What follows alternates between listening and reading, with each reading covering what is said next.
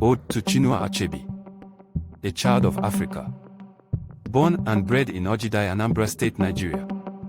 A literary icon, the father of African literature. You were bred in a faraway continent of Africa. Yes, in Africa your bone was carved. At a tender age, you embraced who you are, the son of Africa, your continent. At a tender age, you embraced the customs and traditions of your people. At a tender age, you questioned the foreign traditions and customs that were imposed on your people. In your quest to tell the true stories of your people, you put your thoughts to pen and produced a literary masterpiece of all times, Things Fall Apart.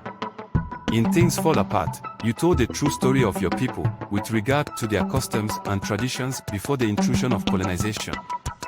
Yes, your book Things Fall Apart became a game changer as it exposed the negative impact of colonization in your fatherland and Africa in general.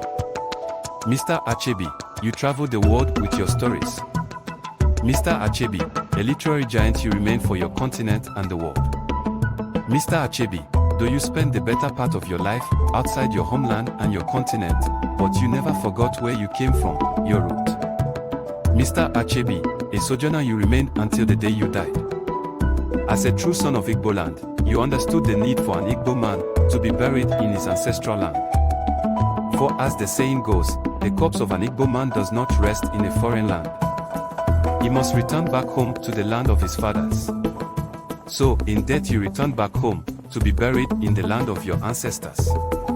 We are people of Igbo land, Nigeria and Africa, cheered as we welcome home our illustrious son who has returned back home from his long travel.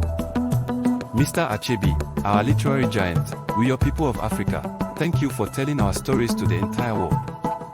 Mr. Achebe, we salute you, continue to rest in peace.